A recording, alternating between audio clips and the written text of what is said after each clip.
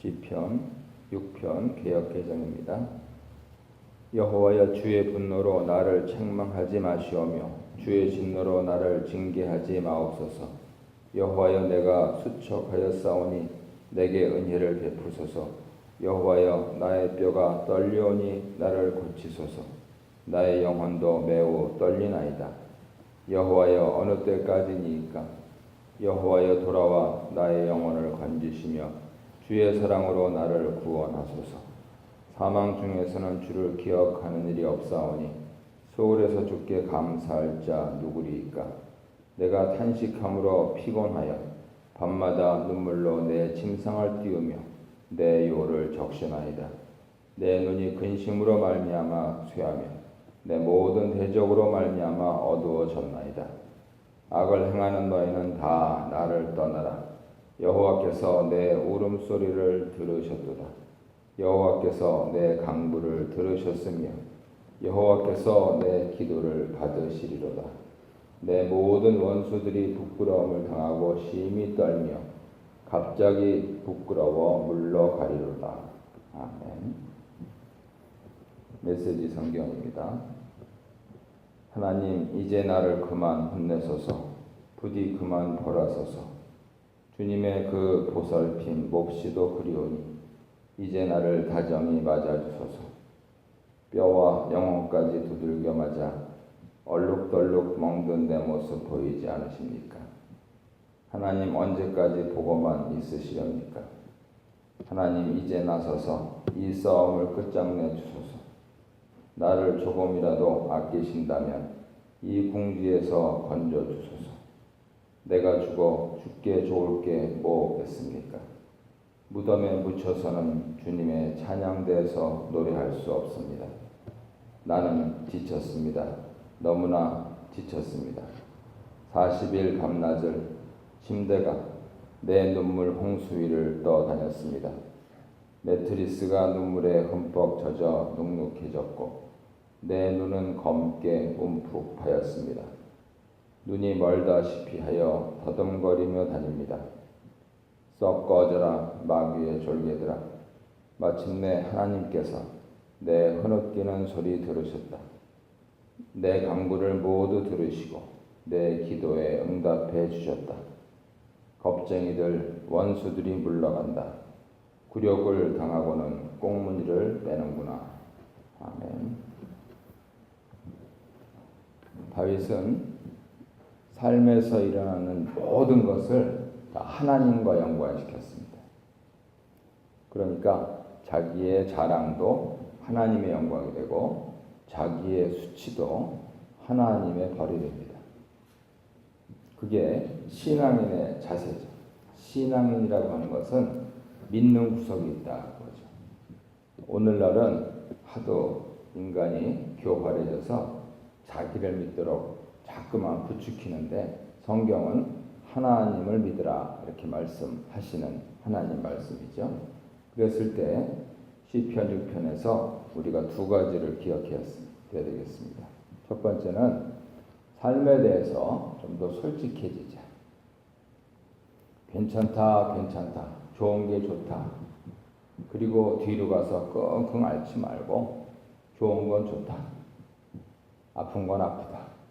힘든 건 힘들다. 이렇게 얘기하는 것. 그거를 부자로 딱 줄여서 예수님도 그러셨고 예수님 동생인 야고보 장로님도 그러셨고 yes, no를 분명히 해라. 이렇게 말씀하셨죠. 예는 예, 아니요는 아니요. 그렇게 하라고 하신 거죠. 성도들이 신앙 안에서 그렇게 정직하게 솔직하게 삶을 표현하는 길이 뭐냐? 그게 바로 기도입니다. 그래서 오늘 시편 6편에서 기도 이렇게 나오는 것이죠. 솔직하게 기도드려야 되는 것이죠. 내가 믿음이 없습니다. 내가 욕심이 많습니다. 내가 하나님밖에 없습니다. 왜냐하면 다 떨어져 나갔기 때문입니다. 이렇게 솔직해져야 되는 거죠. 근데 한국 사람들은 고생을 좀 오래 하는 스타일이에요.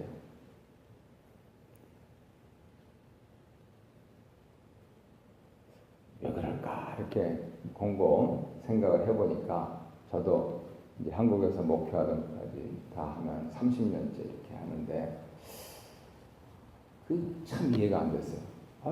빨리 하나님께로 돌아오지 그럴까 이렇게.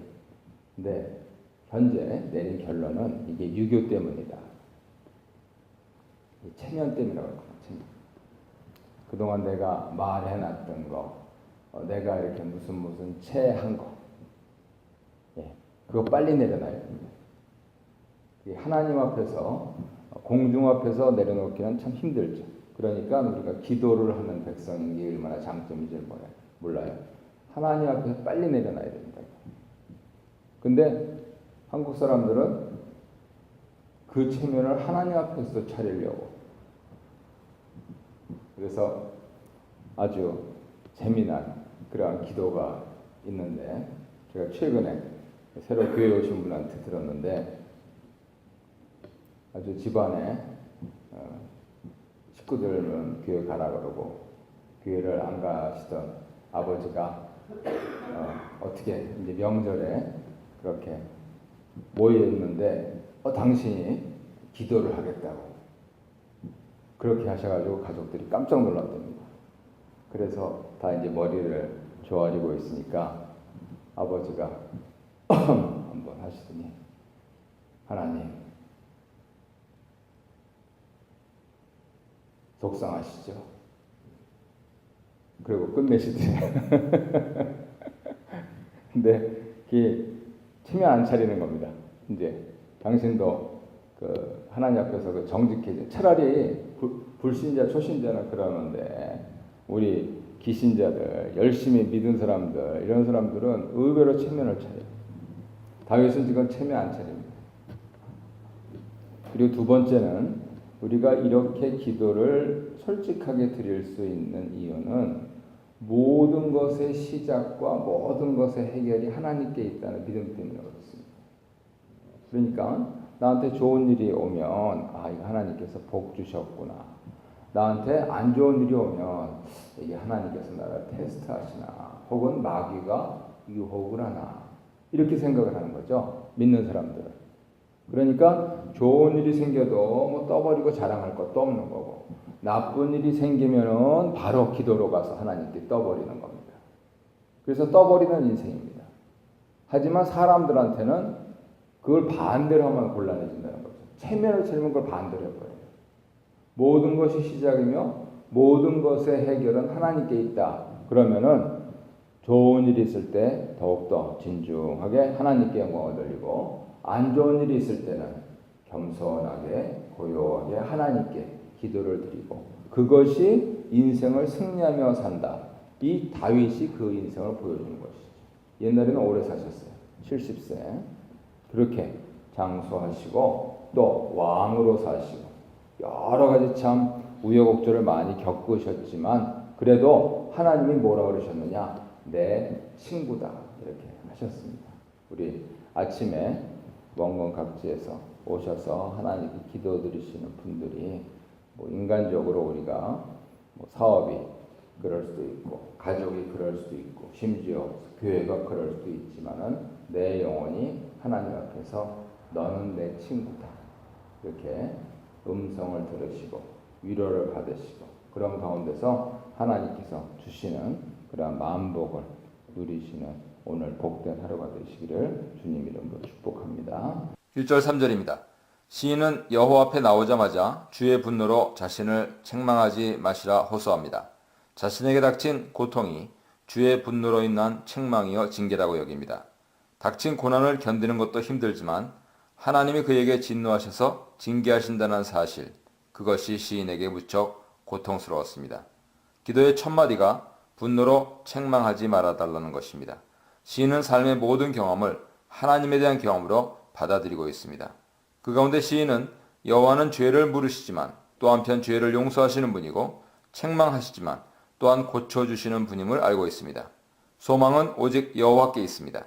따라서 시인은 분노하심으로 자신을 책망하시는 하나님께 은혜를 구합니다.